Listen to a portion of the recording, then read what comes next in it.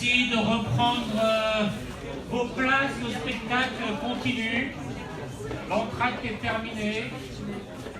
Ah, là, je vais mettre là. Quelle heure?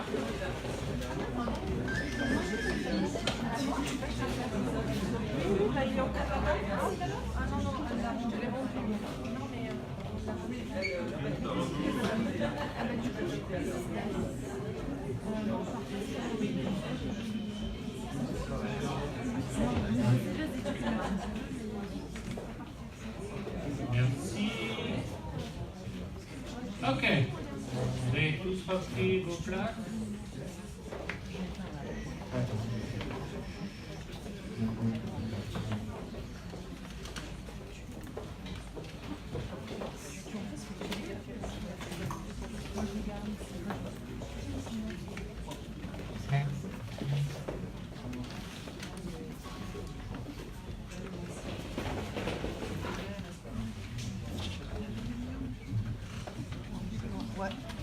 Super, on va enchaîner. Alors, après le trio magique des Girl Power, enfin un homme. Erwan,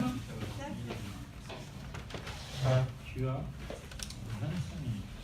Il y a marqué 36. Non mais je vais le changer. Je vais essayer. Est-ce que vous m'entendez sans micro? Oui. Pour tout le monde? Ouais. Oui, ok. Même au fond. Oui. Parfait.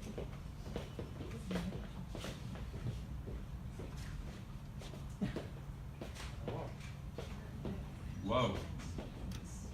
Alors on voit que vous avez pris une pause, que vous êtes en pleine forme, 100% focus sur tout ce que je vais vous dire maintenant.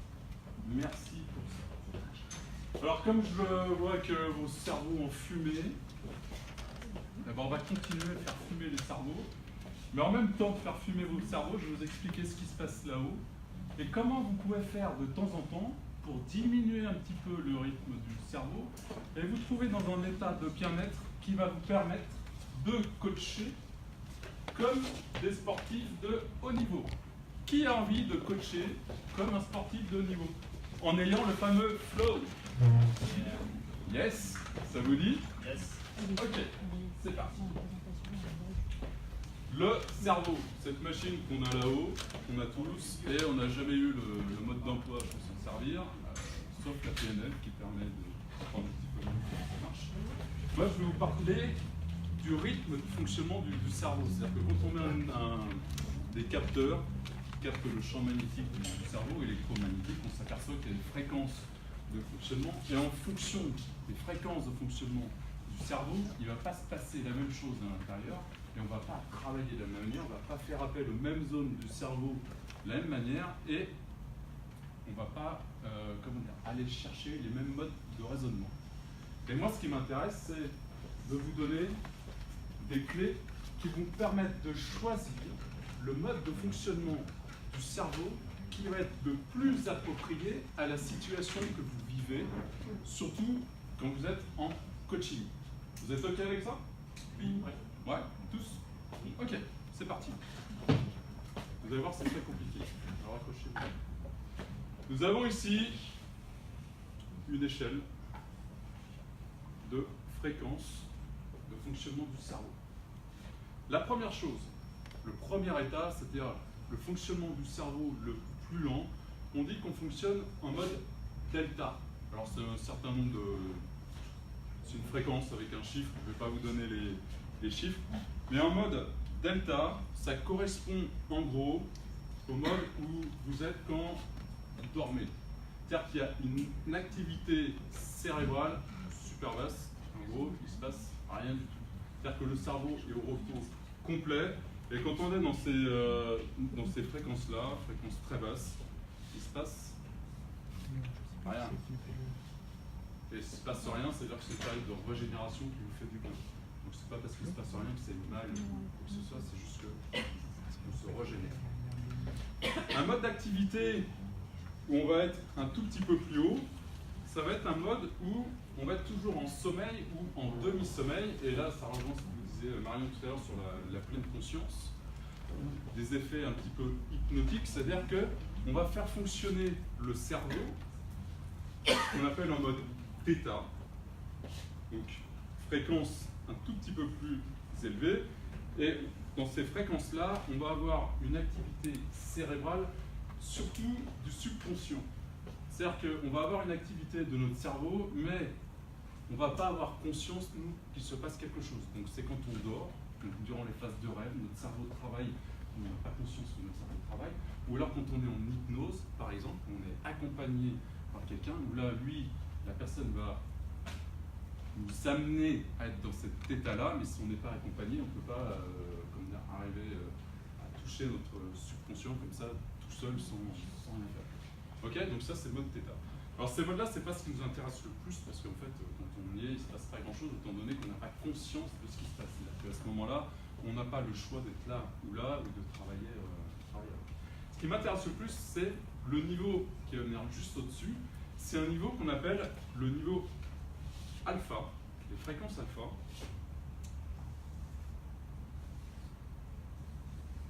Qui vont être là entre le θ et le alpha. Et dans cette zone-là, c'est une zone super intéressante parce que le conscient commence à s'éveiller et le subconscient est encore là. C'est-à-dire que durant cette phase, avec ce rythme de fonctionnement du cerveau, on va avoir accès aux deux parties de notre cerveau. Donc le subconscient, c'est tout ce qui va amener l'intuitivité, la créativité, et c'est là où quand vous cherchez des solutions, les solutions vont venir à vous. C'est-à-dire que quand on cherche des idées, la créativité, c'est-à-dire que dans cette zone-là, les idées vont venir de l'extérieur et vont venir à vous. C'est le fameux Eureka, j'ai trouvé. Eureka, j'ai trouvé parce que j'étais dans un état alpha, où en fait, les idées qui viennent de l'extérieur viennent me frapper, et là, j'ai quelque chose. Contrairement au mode bêta qu'on va voir juste après, où on va avoir des idées, mais qui viennent de quelque chose qu'on connaît déjà, c'est-à-dire de notre référentiel. Ok ? Donc le mode alpha est intéressant. Le mode alpha, c'est quelque chose que vous vivez, un mode dans lequel vous vivez pratiquement tous les jours, mais sans forcément le savoir. C'est par exemple quand vous rentrez chez vous après le travail, en voiture, et vous arrivez chez vous, vous êtes incapable de dire par où vous êtes passé. Ou alors c'est quand vous sortez du cinéma, après avoir vu un film, vous avez été pris dans le film, vous ne vous souvenez même plus du jour où on est, ou si on est le matin, le soir, la nuit, ou quoi que ce soit. C'est-à-dire que vous avez été coupé de la notion du temps. Et quand on est coupé de la notion du temps, c'est-à-dire qu'on est en monde alpha, c'est-à-dire que c'est le cerveau droit, c'est le subconscient qui est là de manière majoritaire, et c'est lui qui gère ce qui se passe à l'intérieur de vous. C'est-à-dire qu'en mode alpha, vous êtes en mode automatique. C'est pour ça que vous arrivez à rentrer chez vous en conduisant sans faire attention au feu rouge, aux piétons ou en vélo. C'est juste votre inconscient, votre subconscient qui vous fait passer une vitesse, qui vous fait vous arrêter s'il y a un ballon qui traverse la rue ou quoi que ce soit. Ok, vous êtes en mode automatique. Mais dans ce mode automatique, ce qui est absolument génial, c'est qu'il y a toute l'intuitivité. Et toute cette intuitivité, c'est-à-dire qu'en coaching, si vous êtes dans ce mode-là avec votre client, vous êtes juste présent, dans l'instant présent, ça rejoint la pleine conscience. À ce moment-là, les questions qui vont vous venir ne sont pas des questions que vous avez préparées à l'avance, ce sont juste des questions qui vont vous venir de l'extérieur. Et dans ce cas-là, vous êtes sûr que c'est la bonne question. Parce que c'est juste la question de l'ici et maintenant. C'est juste la question qu'il fallait à ce moment-là, comme ça. Ni plus, ni moins. Ok ? Voilà pourquoi cet état-là est intéressant. Au-dessus, quand on va aller chercher un petit peu plus le mental, le cerveau gauche, où on va commencer à réfléchir, là on va faire appel, on va fonctionner en mode bêta. Dans ce mode bêta, il y a plusieurs niveaux. Il y a le bêta inférieur. Bêta inférieur, vous y êtes quand vous réalisez une tâche intellectuelle que vous connaissez. C'est-à-dire c'est une tâche intellectuelle de confort. Je ne sais pas, moi, vous remplissez un bilan ou vous remplissez des factures, des choses comme ça ne vous demande pas une réflexion très intense. Donc vous monopolisez votre cerveau gauche, donc ça monopolise de l'énergie pour analyser, pour trier les informations, pour classer, pour rentrer, pour faire des petits calculs, des choses comme ça. Donc on fonctionne en mode bêta inférieur, cerveau gauche, tout va bien. C'est un état dans lequel on se trouve très régulièrement, très souvent à longueur de journée, et dans lequel on se sent bien, confortable. Là par exemple, tout de suite, maintenant, la plupart d'entre vous êtes en bêta moyen. Bêta moyen, pourquoi? Parce que je stimule votre cerveau gauche avec toutes les données, toutes les informations que je vous donne, et ça vous oblige, vous, à aller chercher donc, le référentiel de tout ce que vous connaissez pour comprendre et prendre les informations que je vous donne pour donner un sens à tout ce que je vous raconte. Okay, c'est-à-dire que c'est un niveau d'énergie un petit peu plus élevé qu'une tâche intellectuelle routinière. Okay, donc les apprentissages, vous êtes en bêta moyen. Et ensuite de ça, si je vous mets un petit peu sous stress, et que je vous donne une tâche intellectuelle à faire, même une tâche que vous avez l'habitude de faire, un truc tout bête, si je vous demande de me dire ce que vous avez mangé hier, c'est super simple comme tâche. Il suffit juste d'aller chercher un petit peu dans sa mémoire qu'est-ce que vous avez mangé. Donc si c'était juste ça, vous seriez en bêta inférieur de réflexion de ok, j'ai mangé ça, j'ai mangé ça, tout va bien. Si je rajoute une seule chose, qui est une contrainte de temps, et que je vous dis qu'est-ce que vous avez mangé hier, mais tu as 30 secondes pour me répondre.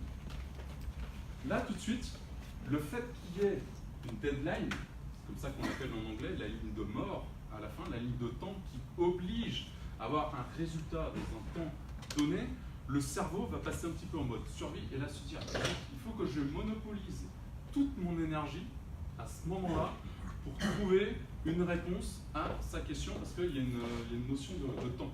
Et là, on va passer en bêta supérieur. Le bêta supérieur, alors c'est très bien parce que ça donne un coup de boost, okay, en mode survie.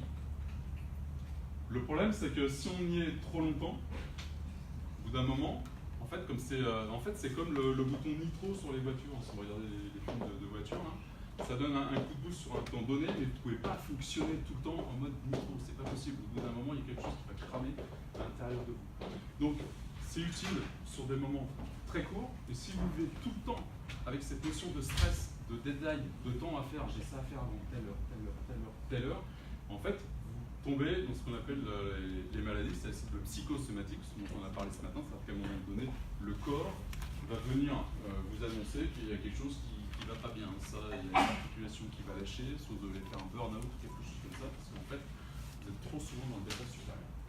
Par exemple, si on prend à l'échelle des nations, comme les valeurs qui transmettent l'homme historique, en France, on fonctionne énormément en bêta moyen, bêta supérieur. Nous sommes les champions du monde du cerveau gauche, c'est-à-dire de l'analyse, de la rigueur. On a les meilleurs ingénieurs, on a les meilleurs chimistes, mathématiciens, et on est hyper carré, réglementaire. Enfin, on fonctionne à fond dans notre cerveau gauche. Nous sommes les rois. Et en même temps, nous sommes les champions du monde de consommation d'anxiolytiques. C'est-à-dire que comme on passe notre temps dans le cerveau gauche, à le sursolliciter, il arrive ce qu'il arrive, c'est-à-dire qu'au bout d'un moment, on pète un câble, perte de sens, plein de choses qui se fait parce que le corps ne va pas bien. Le corps ne peut pas vivre en mode survie sur des durées trop longues. D'ailleurs, si on regarde un peu ce qui se passe dans différentes civilisations, qu'est-ce qui se passe à votre avis quand on va à l'église? Qu'est-ce qui se passe quand on va à la mosquée? Qu'est-ce qui se passe en Inde ou au Népal, on se met en méditation, des choses comme ça? Dans quel état on est quand on fait ce genre de choses?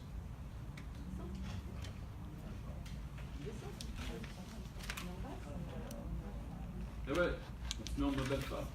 C'est-à-dire que culturellement, dans toutes les civilisations, il y avait des rituels qui permettaient à certains moments d'aller chercher des moments de ressourcement où on est en mode alpha qui permet de prendre soin de ça, de soi.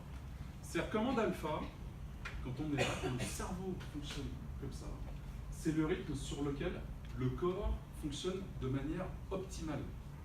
C'est-à-dire que le système immunitaire fonctionne à plein, le système de régénération système à plein, enfin, tout le corps fonctionne de manière top quand le cerveau est en mode alpha. Okay. Le mode alpha, c'est aussi quand vous ressentez de l'amour pour vous, de la gratitude, de l'estime de soi. En fait, ce genre d'émotion fait qu'on est en mode alpha. D'accord? Alors pour coacher, est-ce que vous croyez que, par exemple, un sportif, on va prendre du tennis, parce qu'on est là dans un lieu dédié au tennis, est-ce qu'à votre avis, je vais prendre Roger Federer, par exemple, quand il fait des coups de génie au tennis, c'est juste parce qu'il vient de l'inventer et qu'il a eu l'illumination d'un coup pour pouvoir faire son coup de génie? Non. Non. C'est-à-dire que les coups de génie comme ça ne vient pas complètement par hasard. Il ne suffit pas d'être en mode alpha pour être excellent dans ce qu'on fait. C'est-à-dire en coaching, on ne peut pas être excellent en étant juste en mode alpha et en se disant la bonne question va venir au bon moment. C'est-à-dire qu'à un moment donné, si vous n'êtes pas passé par le mode bêta inférieur ou moyen, c'est-à-dire que si vous n'avez pas fait vos gammes de manière consciente, si vous n'avez pas appris la questiologie, si vous n'avez pas appris à repérer où en était votre client dans le processus par rapport aux archétypes, par exemple, si vous n'avez pas appris à repérer là où on est votre client par rapport à ses actions, je pense à Laetitia, ce que vous disait tout à l'heure, ce qu'il va prendre, est-ce qu'il va s'engager ou pas face à ses actions ou pas, vous avez beau vous mettre en mode alpha, les choses ne vont pas venir toutes seules parce qu'en fait, vous ne les aurez jamais appris avant. D'accord? Donc le secret pour coacher comme sportif de haut niveau, c'est d'abord d'avoir ce temps d'apprentissage, ce temps d'intégration. C'est ce qu'on fait en formation, ce que vous pouvez faire après chez vous en révisant. Vous prenez vos notes, vous regardez des vidéos, quand vous faites ce que vous voulez, mais que vous êtes dans un état d'apprentissage conscient où vous utilisez votre cerveau. Donc là, c'est-à-dire que là, vous faites vos gammes. C'est comme des pianistes qui passent des heures et des heures à bouger leurs doigts pour que le jour du concert ou le jour du match pour le sportif, quand Federer fait des coups de génie, c'est juste qu'il l'a répété tellement souvent, des milliers de fois, qu'à ce moment-là, quand il est en mode alpha, son mental, de toute manière, n'a pas le temps d'analyser cette situation, de dire alors là, le meilleur des coups à faire dans cette situation-là, c'est de prendre la raquette comme ça et de taper de haut en bas. Il n'a pas le temps. C'est juste un réflexe qui fait que fait son coup de génie. D'accord? Mais c'est juste parce qu'il a la disponibilité, qu'il a ouvert son subconscient et que le subconscient est complètement disponible pour l'aider à faire des trucs de fou. Et quand vous coachez, c'est exactement la même chose. Si vous restez dans l'analyse de ce que vous êtes en train de faire, uniquement là-dedans, alors là, il m'a répondu ça, donc il va falloir que je pose ça comme question, et puis il me reste plus que 10 minutes avant la fin du coaching.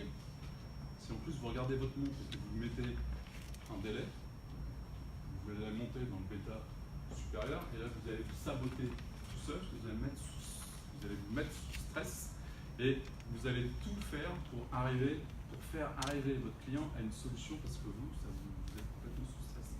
D'où l'idée de ce que nous apprend Lionel, d'être complètement détaché du résultat par rapport au client, vous permettre de rester dans une zone ici, une zone alpha qui permet d'être détaché, et viendra les questions qui viendront, et on verra ce qui se passe. Quand Lionel dit quelque chose, je ne sais même pas à quelle question je vais poser. Après, c'est vrai, parce qu'en fait, il est juste en ici, maintenant. Pose la question, et la question d'après, on verra. La question d'après sera forcément la bonne parce qu'il est connecté. L'alpha, les ondes alpha, c'est aussi la fréquence de l'univers. Quand je disais tout à l'heure que les idées arrivent, c'est ça, vous vous branchez sur l'univers. Et si c'est la fréquence de l'univers, c'est aussi pour ça que dans les civilisations, quand vous allez prier dans une église, dans une mosquée ou n'importe où, les prières sont exaucées. Parce qu'en fait, quand vous êtes en mode alpha, c'est-à-dire dans un recueillement, donc il y a la posture, c'est exactement la pleine conscience, vous pouvez vous asseoir, regarder vers le haut, ce que vous voulez, juste être présent à vous-même, communiquer à l'extérieur, vous envoyez votre demande à l'univers, et après vous le retournez. Ok? Vous êtes en connexion avec l'univers. Et là, l'univers conspire à votre réussite, c'est-à-dire conspire à vous aider à aller là où vous avez envie d'aller. Okay, mais en étant complètement détaché de cette position d'alpha, tout se passe bien. Ben voilà, par rapport à ces rythmes de fonctionnement du cerveau.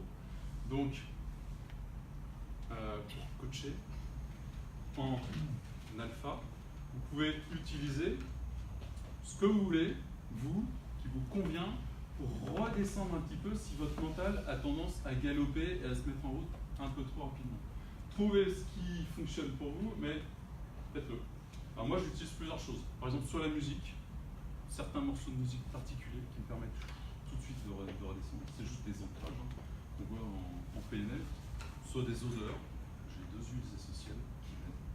Je sais qu'avant une séance, par exemple, de temps en temps, quand je sens que j'arrive à la séance un peu stressé et qu'il y a plein de trucs qui viennent, je me ressens juste avec une odeur d'huile essentielle. Ça me redescend et je me reconnecte à cette partie-là. Okay. Après, pour passer du temps en mode alpha, pour vous régénérer, pour faire du bien, si par exemple, préparer une conférence, l'idée, moi, ce que je fais, c'est pas de me mettre à mon bureau et d'écrire pour chercher des trucs, parce que si je sais que je me donne 1 heure pour trouver des idées, le fait juste de me dire que tu as juste 1 heure pour trouver des idées, ça me bloque tout, mais j'ai rien qui vient. Donc ce que je fais, c'est que je préfère aller me balader n'importe où, prendre mon vélo, ou faire toute activité sans aucune pression de temps et de résultat, et là je sais que ça va venir. Les idées vont venir comme ça, c'est-à-dire en faisant complètement autre chose dans des temps dégagés du résultat et du temps. Et dans ce mode alpha, là, c'est là où vous exprimez le plus votre créativité. C'est-à-dire que quand on a un problème, si vous stressez par rapport à ce problème, vous mettez en supérieur, et là vous êtes uniquement capable d'aller chercher les solutions que vous connaissez déjà. Enfin, que vous connaissez déjà. Donc là, vous n'allez pas avoir de nouveautés qui va vous permettre de franchir un cap par rapport à la problématique. Ok pour ça? Alors si ça marche pour vous, c'est-à-dire si vous pouvez passer du mode alpha au mode bêta comme je disais, c'est-à-dire avoir accès à votre conscient qui analyse et l'inconscient qui vous amène des tas d'informations, je ne sais pas, mais il y a des bons moments, c'est pareil pour votre client. C'est-à-dire vous pouvez jouer avec ça durant les séances, avec votre client, savoir où il en est lui, et essayer de le mettre dans un état là ou là, en fonction de comment vous ressentez la séance et de là où il en est. Si vous êtes avec votre client dans une étape où vous lui demandez d'être dans une recherche de solutions en créativité. Ok, tu as déjà essayé ça pour dépasser ton problème, mais qu'est-ce que tu peux essayer de nouveau? Si vous lui dites, bon dépêche-toi, tu as 3 minutes pour trouver, parce qu'après on a autre chose à faire, est-ce que vous pensez qu'il va vous trouver des idées nouvelles et intéressantes pour lui? Bah, testez-le, vous verrez. On en reparlera. Il y a des clients qui peut-être aussi peuvent se bloquer en disant ça arrive là maintenant, j'ai une contrainte, donc du coup il y a une montée de stress et qui font qu'ils se bloquent. C'est ça, donc s'ils se mettent sous stress, c'est-à-dire qu'ils montent en bêta supérieur, hein, en mode survie, juste il faut que je trouve une réponse, ça coupe tout, ça ferme tout, et là ils ne vont pas être capables de trouver de nouvelles solutions. Okay, de nouvelles choses. Ils peuvent trouver des choses. Okay. Alors, justement, est-ce que c'est toujours intéressant de placer son client en mode alpha? C'est-à-dire de l'amener à se poser, à respirer, enfin vous faites ce que vous voulez, des exercices de sophro, de visualisation, enfin vous utilisez la PNL ou d'autres techniques pour les faire redescendre le mental et les amener plus en mode créatif. Mais quelquefois, quand vous avez des clients qui, pendant 1 heure, ne savent pas prendre est-ce que je fais ça, est-ce que je fais ça, je sais pas, j'hésite, peut-être pas, oui mais non. Ok, là, dans ce cas-là, il y a un choix à faire. Ce n'est pas des nouvelles solutions à aller chercher, c'est un choix, c'est oui ou c'est non. Dans ce cas-là, vous pouvez les amener, eux, à les booster un peu, à les mettre en mode survie. À 30 secondes pour méditer sur la tempe. Et là, vous allez les mettre sous stress. Et là, ils vont trouver les réponses. Et là, dans le mode d'urgence comme ça, survie, là, les choses importantes vont vraiment revenir à eux. Oui, si, je fais ça parce qu'il y a ça, il y a ça, il y a ça. Ok, ça fait juste 1 heure que j'attends. Mais super. Ok? C'est-à-dire que vous, en tant que coach, vous pouvez gérer le mode de fonctionnement qui vous va le mieux entre la créativité et puis la réflexion pour mener votre protocole et votre séance de coaching. Mais vous pouvez aussi amener votre client sur un état que vous choisissez le plus adapté pour là où il en est, et pour l'aider à avancer dans la séance. Ok? 23 minutes 25. Merci de votre attention. Première 2 minutes pour répondre à 1 ou 2 questions. Si vous avez des questions. Qui aurait une question? Le flow. Olivier. Alors le flow, le fameux flow, c'est justement quand vous êtes là. Okay. Quand vous êtes conscient d'être sur un terrain et de jouer au tennis, par exemple, mais qu'à la fin du match, vous êtes incapable de dire quel coup vous avez joué, à quel moment et pourquoi vous l'avez fait. Parce que vous n'avez pas été du tout dans l'analyse de ce que vous faisiez sur le moment, mais juste dans le fait de relancer la balle à l'adversaire. Et c'est à la fin des coachings où, quelquefois, vous êtes incapable de vous souvenir du protocole que vous avez utilisé, de ce qui s'est passé. Vous savez juste qu'il y a eu un début, une fin, et que vous avez été tellement focalisé sur la présence à votre client que les questions sont venues les unes après les autres sans savoir l'enchaînement logique qu'il y avait. Il y en avait un enchaînement logique, mais en fait, vous étiez tellement dedans qu'une fois que cet état est terminé, vous ne pouvez pas savoir, vous ne pouvez plus redire et analyser ce qui s'est passé. Mais si on ne voit pas passer le temps, il n'y a pas tellement d'intérêt d'aller travailler dans le flow. Je sais pas. Si, parce que c'est là où tu es le plus créatif, tu as plus d'intuition, donc c'est là où tu vas monopoliser le plus toutes tes capacités que tu as englobées dans ton subconscient. Le subconscient, tu as bien plus d'informations que dans le cerveau gauche conscient. Donc là, ce sera bien plus riche pour toi et ton client. 25-07. Bravo, Erwan!